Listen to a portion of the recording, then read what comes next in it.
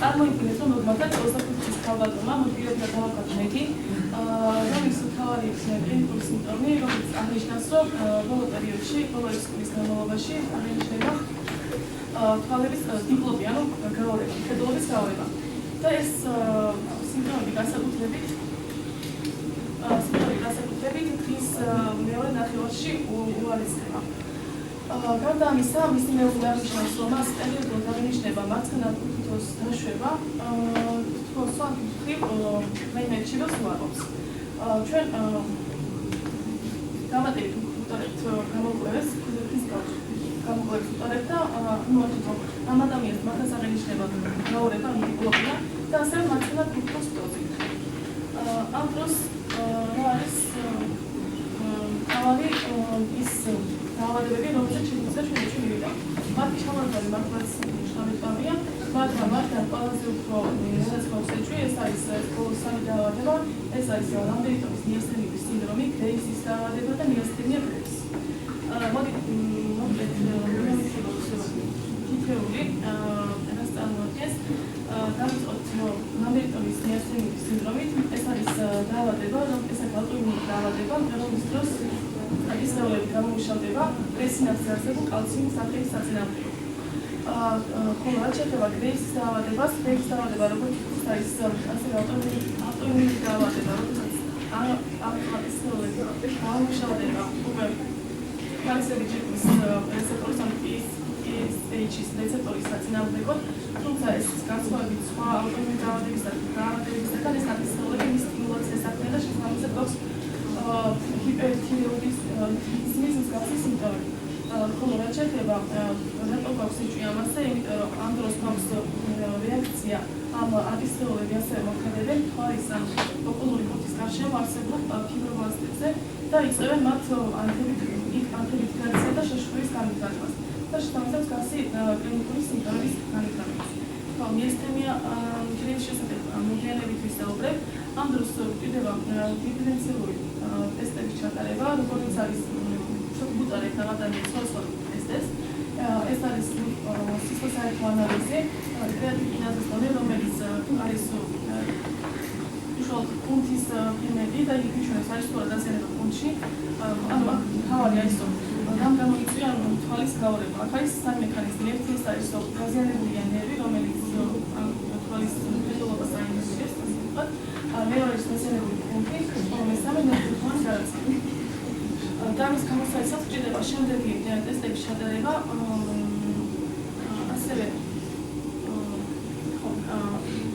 მიესთემის გამოსავალისად მოჩატარდეს ანტიაცეტილქოლინების რეცეპტორის საწინააღმდეგო антисროლების განსაზღვრის ის რომელიც საკმაოდ ცნობილი ტესტია და 90-90%-ში არის მისი აღმოჩენა დადასტურება ის რომ ამ ადამიანის შესაძლებელი მიესთემია.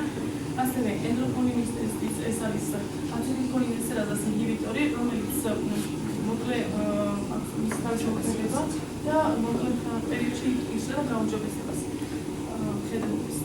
და ელექტროფიზიოლოგიური ტესტი, რომელიც გულისხმობს იმას, რომ აი თუ იცით რომ მოკლედ ის შევეხებით რომ ხალხი უფრო ცალ მაგრამ აი მიესთემიას დროს გვაქვს ამ დროს ატისრეულები უშუალოდ პოზიციონაცია არსებულ აცეტილქოლინის რეცეპტორების წინააღმდეგ. ამერიკანის მიესთემის დროს გვაქვს კალციუმის სახეობის წინააღმდეგ, რომელიც პრესინაფსზე მდებარეობს. შესაბამისად, თუ არის დაზიანება პრესინაფსზე, თუ არის ლამბერტოვის დაავადება, ამ დროს განმეორებითი სტიმულები საბოლოოდ კალციუმის სიმდიდრესთან ინდესტრაგროის ხდება გამოხმაურება აცეტილქოლინის და კუნთის შეკუმშვა. მიესთემის დროს პირიქით ხდება განმეორებითი სტიმულები, პირიქით თანდათანობით კუნთის ძალას ასუსტებს. შეკუმშვის ძალას ასუსტებს და საბოლოოდ სწორ განმეორებას ხდება, რომ ის მეორე ნახევარში ხდება გაუარესება ამ სიმპტომებს. დიაგნოზი საბოლოოდ აღიდგა რომ მიესთემია გრამის და შევეხებით ფიზიოლოგიურ მექანიზმებს. მიესთემია გრამს უწოდებენ ერგო თვალის დაავადებასაც და არის ავტოიმუნური დაავადება. ანუ იმ ჯგუფს მიეკუთვნება, როდესაც ორგანიზმი საკუთარი წინააღმდეგ იწევს ანტისხეულების გამოთავისუფლებას. ნორმალურად როგორც ხედავთ, პოსტსინაფსურ მემბრანაზე არის აცეტილქოლინის რეცეპტორები განლაგებულები და ისინი მონაწილეობენ კუნთის შეკუმშვაში, მერკურთვალ განაცემის ნორმალურად წარმართვაში და როგორც ხდება, ახლა მოკლედ განვიხილოთ. ანუ რეცეპტორს უკავშირდება აცეტილქოლინი, ახდენს ამ რეცეპტორების აქტივაციას, რაც შესაბამისად გააქტიურებს ნატრიუმის არხებს, შემდეგ გამოიწვევს უჯრედში დეპოლარიზაციას, რის საპასუხოდაც ენდოპლაზმური ვადიდან გამოთავისუფლდება კალციუმი უჯრედში, რადგან გაიზრდება კალციუმის დონე, საბოლოოდ შეიკუმშება კუნთიც. ეს არის ნორმაში, როგორ უნდა მოხდეს გადაცემა, მაგრამ ამ შემთხვევაში ჩვენ გვაქვს ანტისხეულები, რომელიც ამ დომენის მიმართ გამუშავდება, რომელიც სწორედ აცეტილქოლის იკავშირებს. ანუ კონკურენტული მოქმედება აქვთ ანტისხეულებს და თვითონ აცეტილქოლის და რეცეპტორი ბლოკავს ამ დომენს. შესაბამისად, აცეტილქოლინი ვეღარ ახერხებს აქ დაკავშირებას და ეს გამოიწვევს იმას, რომ სიგნალი არ არის საკმარისი იმისთვის, რომ მოხდეს ნერვკუნთოვანი გადაცემა სწორად. სამი ძირითადი მექანიზმი არსებობს, რითიც ხდება ამ გადაცემის დაბლოკვა. პირველი არის ის, რომ ხდება რეცეპტორების გაძლიერებული ენდოციტოზი და დეგრადაცია. მეორე, რაც ყველაზე ლოგიკური არის თვითონ კონკურენტული მოქმედება, რადგან დაბლოკავს ანტისხეული რეცეპტორს, შესაბამისად ბუნებრივი ლიგანდმასობა დაუკავშირდება და ესეც გვაძლევს ეფექტებს შემდეგ და ყველაზე მნიშვნელოვანი, როგორც ვფიქრობენ, უნდა იყოს კომპლემენტით გაშუალებული დაზიანება და ეს მექანიზმი ჯერ კიდევ ბოლომდე არ არის შესწავლილი, მაგრამ ვფიქრობ, რომ წამყვანი უნდა იყოს ამ მიმართულებით.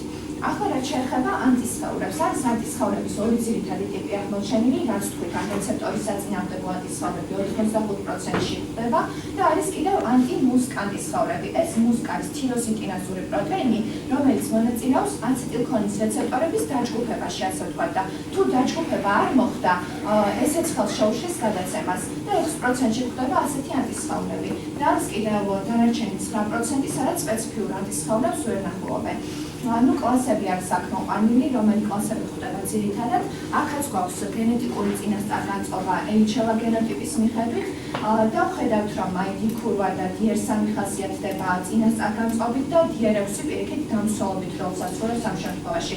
ექსპერიმენტებში ასე დასტურდება. ახლა რაც შეეხება გავრცელებას, ეს არის ეპიდემიოლოგიური მონაცემები, საქართველოს და თბილისის არის მოყვანილი და ზოგადად როგორც აუტოიმუნური დაავადებების დამახასიათებელი ქალებში მეტი არის აქაც და ასაკის მიხედვით ნებისმიერ ასაკში შეიძლება ეს დაავადება გამოვიდეს, მაგრამ ორი პიკი გამოიყოფა. ერთი არის ეს 20-30 წელი, სადაც ქალებში უფრო ხშირად ხდება და მეორე პიკი არის 60-70 წლის ზემოთ, სადაც უკვე კაცებში უფრო ხშირად არის ეს დაავადება. ეს მსოფლიოში რუკაზე არის მოყვანილი წითლად ყველაზე უფრო გავრცელებული, სადაც არის დაავადება. და შემდეგ მოდის ესე იგი ქვეჯგუფები მიასθენის, რომელიც განსხვავდება გამოვლენის დროით, ანტისხეულების ტიპით, თიმუსის დაზიანების ხარისხით და ხასიათით და თიმუსაც შევეხებით მერე ცოტა ვცვლად და შესაბამისად თითოეულ მათგანს კურნალობის განსხვავებული სპეციფიკა აქვს, თიმექტომიაც განსხვავებულად მოქმედებს მათზე და ანტისხეულების ტიპიც განსხვავებული არის თითოეულ მათგანში. ახლა შევეხოთ ისევ ჩვენს პაციენტს, რომელიც მე საწუხარო თავის ამერიკაში დაიბარა ჩვენ, მაგრამ საწუხაროა მოახერხა თავის როცა მოსვლა და მხოლოდ ერთი თვის შემდეგ მოვიდა და ამ დროს მისი სიმპტომები არის გავარისებული. კერძოდ ახლა აღინიშნება, რომ ჰიპოთერატოზი არის გავარისებული დოზი გაქვს ორივე თვალში, უკვე მეტყოლებაც უჭირს და აღნიშნავს, რომ ტელევიზორზე საუბრის ბოლოს უკვე ვეღარ ახერხებს ბოლომდე წინადადების დასრულებას. ასევე აქვს ვაქცინაციის პრობლემები და განაობის და ხოლო სხვა მხრივ როგორც არის სუნთქვა და ყლაპვა ამის გავარისებას უარყოფს. გამოვიკვლიეთ და მართლაც აღმოჩნდა დადასტურდა, რომ მას აქვს ორივე თვალში დოზი, სახის კუნთების ქვედა გამხატული სისუსტე, სხვა მხრივ რაც შეეხება სუნთქვის მონაცემებს და ყლაპვის მონაცემებს გავარისება არ არის.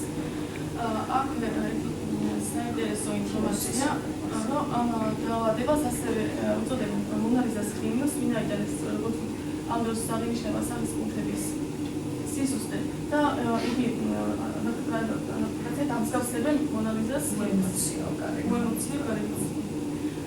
ეხლა რატომ იწყება ძალიან ხშირად იწყება ხოლმე ჩვენი მიასθენია თვალის თორმით, რატო იწყება მანდამალის თვალიდან, იმიტომ რომ ეს არის სამი მექანიზმი განპირობებული. პირველი ეს არის თვალში პოსტსინაფსური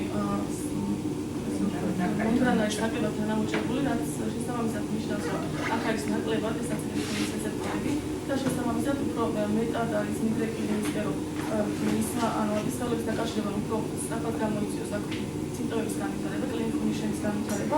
მეორე ეს არის კომპლემენტის მარიგნირებელი მექანიზმი უფრო ნაკლებად არის და მესამე არის ის, რომ იგი უფრო მინაგენ თვალი უფრო მეტი განმოხდი ხასიათდება, მეგობრებთან ხშირია, უფრო მეტად არის შანსი იმისა, რომ მოხდეს მისი გადაღება და სწრაფი დაზიანება. შემდეგ, რაც შეეხება მედიკამენტებს, მას გამონიშნეთ თავდაპირველად პირიდოსტიგმინი, რომელიც არის აცეტილქოლინესტერაზას ინჰიბიტორი. აცეტილქოლინესტერაზა, როგორც ვიცით, სინაფსში გამთავისუფლებულ აცეტილქოლინის დეგრადაციას ახდენს. შესაბამისად, მისი ინჰიბიტორი მოახდენს, რომ აცეტილქოლინი დიდი რაოდენობით გაგროვდეს სინაფსში და შესაბამისად გაიზარდოს მისი ეფექტურობა. მეორე, რაც მას დავუნიშნებთ, ეს არის სტეროიდები. სტეროიდები, კორტიკოსტეროიდები, როგორც ვიცით, არის იმუნოსუპრესორები, ან ისინი არეგულირებენ ჭამდი იმუნოსუპრესორების პრეზენტებიანია. თუმცა მას აქვს ვერტიფიკები, რომ ამიტომ მათი დანიშნა შედარებით უფრო გართულების დროს ხდება ხოლმე, ან თავდაპირველად ნიშნავს აცეტილქოლინესტერაზას ინჰიბიტორი და შემდეგ როცა შედეგი უკვე კორტიკოსტეროიდებზე გადავდგა. ამ შემთხვევაში ნექს დავუნიშნეთ კორტიკოსტეროიდები, ეს იყო თავიდან დავიწყეთ მცირე დოზები 10 მგ გულშემო გამოსავთ. და იმუნოსუპრესორებთან შეეხება, ესენი უკვე დნმ-ს და რნმ-ზე მოქმედებენ და შესაბამისად უფრო საფრთხეა მათი დანიშნა, მაგრამ ხანდახან არის გამოვალი მდგომარეობები და შესაბამისად სოცა არ არის. და ამ შემთხვევაში მას დავუშვით ანსათიური. მაგდამის გავუშვით კარტეზე, მინაიდან ძალიან ხშირად ინიაციატივით დაკავშირებულია ეს ხომ თითქოს დაჯერებს თიმუსის ჰიპერპლაზიას. ანუ თიმუსთან დაკავშირებული პათოლოგიების საყოველთაოდ საინტერესო ავტოიმუნური დაავადებების მხრივ, იმიტომ რომ ძირითადად ავტოიმუნური დაავადების გამშვებ მექანიზმს წარმოადგენს ის, რომ ავტორეაქტიული ტელჩეთი გადმოდის პერიფერიაზე და მათი მომწიფება კიდევ ხდება თიმუსში. ამიტომ ძალიან ხშირად არის პაციენტებში თიმუსის პათოლოგიები და ამ დროს ორგვარ პათოლოგიას ვხვდებით, ეს არის ჰიპერპლაზია და არის თიმომა. ახლა ნახოთ ჰიპერპლაზიის დროს რა ხდება. ტვინავა ნივთიერებაში ამ დროს გროვდება ბევრშედებით მდიდარი ზონები, გარშემო ლაგდებიან ტელუჩედები და ქმნიან ეგრეთ წოდებულ გერმინალური ცენტრების მსგავს სტრუქტურებს. ახლა საინტერესო კიდევ არის მიოიდური უჯრედები თიმუსში, რომელიც ტელუჩედების მახლობლად არიან ხოლმე გამაგრებული და მათზე ხდება სწორედ ამ რეცეპტორების, აცეტილქოლინის რეცეპტორების ექსპრესია. ნორმაში ტელუჩედებსა და მიოიდურ უჯრედებს შორის არის ლამინინის ბარიერი, როგორც ხედავთ, მაგრამ როდესაც თიმუსი ზიანდება, ამ დროს ეს ლამინის ბარიერის მთლიანობა ირღვევა, ამიტომ ანტიგენ-წამთენი უჯრედი უკვე თავისუფლად ახერხებს, რომ აცეტილქოლინის რეცეპტორის წარდგენა მოახდინოს ტელუჩედისთვის და შესაბამისად ტელუჩედიდან ვიღებთ ავტორეაქტიულ ტელუჩედებს. ეს წარმოადგენს ერთ-ერთ გამშვებ მექანიზმს ამ დაავადების დროს. და მეორე არის უკვე ეს კეთილთვისებიანი სიმსივნე თიმომა, რომელიც ეპითელური უჯრედების განვითარდება და მთავარი რაც აქ არის კეთილთვისებიანია, სხვა მხრივ არ უნდა იყოს საშიში, მაგრამ ქმნის არასასურველ გარემოს. გვაქვს ამ დროს MHC2-ის ექსპრესიის განქვეითება ეპითელურ უჯრედებზე და ეს იწვევს იმას, რომ საკმარისი სტიმულაცია უკვე აღარ არის უარყოფითი სელექციის წარსაბარდად. თუ უარყოფითი სელექცია არ წარიმართა, ისე რჩება ეს ავტორეაქტიული ტელუჩედები, რომელიც თავისუფლად გადმოდის პერიფერიაზე და მისივე მეორდება და იწვევს ავტოიმუნურ დაავადებებს. ახლა გვაქვს შესაბამისად თიმექტომია არის ლოგიკური, რომ უნდა იმოქმედოს სრდებითად პაციენტზე და ასეც არის, მაგრამ იმ შემთხვევაში თუ პაციენტი არის 40 წელზე უფრო ახალგაზრდა და თუ თიმუსის ჰიპერპლაზია. თიმომის შემთხვევაში თიმექტომიას ძირითადად აქვს ეს კომპრესიის მოხსნის განიშნულება და აგრეთვე მალიგნიზაცია რომ აღკვეთოთ იმ მიზნით ტარდება, იმიტომ რომ ხანდაზმულებში და თიმომის შემთხვევაში მაინც და მაინც გაუმჯობესებას დაავადების მხრივ არ გვაძლევს ეს. შემდეგ გვაქვს ეს მეკისს გაუშვეს მოკლედ თიმექტომიის ჩასატარებლად, სწორედ დაიგეგმა ოპერაცია, მაგრამ პაციენტის მდგომარეობა დამძიმდა და საჭირო გახდა პლაზმაფერეზი. პლაზმაფერეზი ეს არის პროცედურა, რომლის დროსაც ანუ ექსტრაკორპორული პროცედურა, რაც გულისხმობს, რომ სისხლის გამოსვლა, გამოდენა ხდება თუ გამოყვანა ორგანიზმიდან, შემდეგ ხდება პლაზმის გამოცალკევება, პლაზმა იწმინდება ანტისხეულებისგან და ისე ბრუნდება უკან ორგანიზმში. ეს რა თქმა უნდა ხანმოკლე გაუმჯობესებისთვის ძალიან კარგი პროცედურაა, იმიტომ რომ ვაშორებთ ამ ავტორი აქტიურად ისხავნებს, მაგრამ ეფექტი არის ხანმოკლე და რისკები არის ძალიან დიდი. მთელ სისხლს ვიდათ ორგანიზმიდან, რაც ჰიპოტენზიის დიდ რისკს ქმნის ამ შემთხვევაში. და არის მეორე შედარებით უფრო უსაფრთხო პროცედურა, ეს არის ინტრავენური იმუნოგლობულინ G-ს გადასხმა. და ეს პროცედურა არის ძალიან საინტერესო იმ მხრივ, რომ მონაწილეობს ასე ვთქვათ FC ინჰიბიტორი პროტეინის გააქტივებაში, მას ხვალარად CD32-ს უწოდებენ და ის იწვევს ანტისხეულების გამოყოფის დაბლოკებას. კომპლემენტზეც მოქმედებს და ამ კომპლემენტის კომპლექსების ინჰიბირებითაც მოკლედ ხელს უშლის დაავადების პროგრესირებას. ახლა ტეუჯედებს შევეხოთ მცირედ, ანუ ტეუჯედების როლზე რა თქმა უნდა ისიც მეტყველებს, რომ ჰემექტომია დადებითად მოქმედებს პაციენტზე და კიდევ საინტერესოა ისიც, რომ როდესაც ხდება პაციენტის ინფიცირება შიდსით, ამ შემთხვევაში CD4 ტეუჯედები, პეჰლპეუჯედები ნადგურდება როგორც ვიცით და ასეთ პაციენტს მიასთენია გრავისი თუ ქონდა, მისი სიმპტომები თითქმის თანდათანობით უკრება და შეიძლება საერთოდ ამ მხრივ გამოჯანმრთელდეს.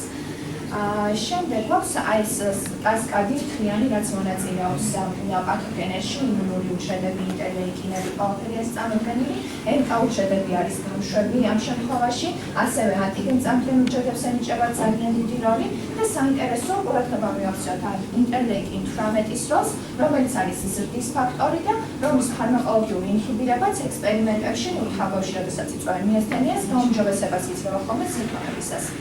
კიდევ არის აქვს ესე იგი ეს ტერინოფიანოსიმსიმის ნეკროზის ფაქტორი ალფა და მისი რეცეპტორი, მისი თანდაყოლი დეფიციტი თუ აქვს გენეტიკურად გამოყვანილ ფაქს, ამ შემთხვევაში მას არ დაემართება მიასთენია, მაგრამ საკმარისია ჩვენ მას ინტერლეიკინ 12 შევუყვანოთ, რომელიც როგორც ამხედავთ არის ასევე მნიშვნელოვანი, იმიტომ რომ ტეხოპერეთის აქტივაციას იწვევს, მას ეს რეზისტენტობა დაიძლევა მოკლედ და შეიძლება რომ დაემართოს მიასთენია. კიდევ ყურადღება მივაქციოთ აგერ მარელური ტეუჯედები არის მოყვანილი და ტეხელპერსანი უჯრედები, რომლებსაც აქვს ასე ვთქვათ ტოლერანტობის გამოწვევის ფუნქცია და ხშირად ყავს ისეთი ადამიანები, რომლებშიც ეს ანტისხეულები გვხვდება, რაც არის მიასთენია გრავისთვის დამახასიათებელი, მაგრამ მათ არანაირი სიმპტომი არ აქვთ. იმიტომ რომ ეს მარეგულირებელი რგოლი მუშაობს საკმარისად ძლიერად იმისთვის, რომ აღკვეთოს ყველანაირი ავტოიმუნური პროცესი ორგანიზმში. ახლა დაუბრუნდეთ ისევ ჩვენს პაციენტს, რომელიც მოვიდა რამდენიმე წლის შემდეგ ისევ ექიმთან და უთხრა, რომ სურდა ბავშვის ყოლა მოკლედ და ექიმმა დაუდასტურა, რომ კარგი გადაწყვეტილება იყო და არანაირად საფრთხეს არ შეუქმნიდა მას, იმიტომ რომ ცოტა გართულებების რისკი არის პირველ ტრიმესტრში, მაგრამ მკურნალობის ფონზე იმუნოსუპრესიით ეს ალაგებადი არის ყველაფერი და ნორმალურად წაიმართება ორსულობა. 10%-ში შეიძლება გარდამავალი მიასთენით დაიბადოს ბავშვი და ეს არის სუსტი ყვირილი, ეს წოვის შესუსტება და მსგავსი სიმპტომები, მაგრამ ესეც საკმაოდ მალე გაივლის და სიცოცხლის შემდეგ პერიოდში მას საფრთხეს არ შეუქმნის. და რაც შეეხება მშობიარობას, ასეთ პაციენტებს ურჩევენ, რომ ჩვეულებრივი ვაგინალური მშობიარობით წაიმართოს ეს პროცესი, იმიტომ რომ საშუალოს წარმოდგენილი არის გლუვი კუნთით და მას მიასთენია მოკლედ ზიანს ვერ აყენებს, იმიტომ რომ ის მოქმედებს განივზონიან კუნთებზე. და მოკლედ შეეძინა პაციენტს ბავშვი ასეთ ბიჭი და მოკლედ ეს პროცესი კარგად წარკვეთა. ხა შევხვდით მკურნალობის მომავალს. მკურნალობის მომავალი გიგიმები არის, რომ ჩვენ მთლიანად მოვახდინოთ ამ ანტისხეულების გამოდევნა ორგანიზმიდან ან მათი წარმოქმნის ხელშეშლა და ეს ყველაფერი უნდა მოხდეს ისე, რომ ორგანიზმის დანარჩენ ნაწილს ზიანი არ მივაყენოთ. რა თქმა უნდა, ეს პერსპექტივები უფრო რეალური არის ისეთი დაავადებისთვის, სადაც ვიცით კონკრეტული დომენი, რომლის წინააღმდეგაც გამომუშავდება ანტისხეული, აქ მექანიზმებიც ჯერ კიდევ კარგად არ არის შესწავლილი და ამიტომ ცოტა რთულია ასეთი მკურნალობის მეთოდების გამოყენება, მაგრამ რაღაცები მაინც ხერხდება. ეს არის კომპლემენტის ინჰიბირება, C5 ფაქტორი ინჰიბიტორით, რაც ზოგიერთი ადამიანებშიც გამოიყენება, ეს შემონათვალია ეს როდესაც და ექსპერიმენტებში გამოიყენება თავებში და გამოიმედებელ შედეგებს იძლევა. კიდევ არის ესეთი აცეტილქოლის რეცეპტორის ისეთი შეყვანა ორგანიზმში, რომელიც ნაცვლად იმუნური პასუხისა გამოიწვევს ტოლერანტობას. ეს ალერგიების პროცესშიც ხდება ხოლმე მსგავსი მკურნალობის მეთოდები და აქაც ცდილობენ მის გამოყენებას. ეს არის მცირე დოზებით ანქვეშ შეყვანა ან ბორწოვანში შეყვანა, მაგრამ საკმაოდ რისკთან არის დაკავშირებული იმ მხრივ, რომ შეიძლება პირიქით რეაქტივაცია გამოიწვიოს იმუნური სისტემის. მეორე არის, რომ ჩვენ მოვახდინოთ ასეთ სპეციფიური ბედა-ტეუჩედების განადგურება ორგანიზმში და ამას ახდენენ ტოქსინთან ასოცირებულ აცეტილქოლინის რეცეპტორს, როცა შეიყვანენ. მაგრამ აქაც საფრთხე არსებობს, რომ შეიძლება ამ ტოქსინმა სხვა უჯრედები დააზიანოს და უარესი შედეგი მოგვცეს. თან ბეუჯრედები შეიძლება ჩვენ გამოვიწვიოთ მათი განადგურება, მაგრამ ეს ეფექტი მცირე ხანი გრძელდება სამწუხაროდ და ამიტომ საბოლოო ეფექტს არ გვაძლევს. და ბოლოს არის ეს კომპლექსის ფორმირებას, რომ შევშალოთ ხელი, ანუ MHC მოლეკულას და ეპიტოპს და რეცეპტორს შორის რომ გავწყვეტოთ კავშირები. და ბოლო ყველაზე საინტერესო ეს არის ტეუჯრედის ვაქცინაცია. როგორც ჩვენ ვიცით, ანუ იმისთვის, რომ ტეუჯრედმა გააქტიუროს შემდეგი უჯრედი, ამისთვის ჯერ ტე უნდა დაუკავშირდეს ანტიგენ წარმოქმნილი უჯრედის რეცეპტორს MHC-ის მიერ წარდგენილ მოლეკულას. და ეს კავშირი უნდა იყოს მტკიცე და ყველა დამატებითი მოლეკულა უნდა მონაწილეობდეს მოკლედ ამაში. და ეს თერაპია მისდან ისახავს, რომ სწორედ ამ კავშირზე იმოქმედოს. ანუ ჩვენ გვაქვს ჩვეულებრივ ანტიგენ წარმოქმნილი უჯრედები MHC-2 მოლეკულით, რომელსაც უკავშირებთ შეცვლილ პეპტიდ ლიგანდებს, ეს არის მეთაონურად სინთეზირებული მოლეკულები. ეს მოლეკულა უკავშირდება TCR-ს, ანუ ეს კავშირი ყველაფერი ჩვეულებრივ ხორციელდება, მაგრამ ნაცვლად იმისა, რომ ამ კავშირმა გამოიწვიოს CD4-ს აქტივაცია, პირიქით ეს აქტიურებს მარეგულირებელ ტეუჯრედებს და ამდენად ორგვარი მოქმედება აქვს ამ კუნალობას. ერთი ამ ცუდ გზას, ასე ვთქვათ, ხელს უშლის და აღკვეთას მის მიმდინარეობას და მეორე ჩვენთვის ხელსაყრელ მარეგულირებელ გზას გააქტიურებს და ამ დროს საკმაოდ დამაიმედებელ კუნალობას წარმოადგენს. ეს იყო.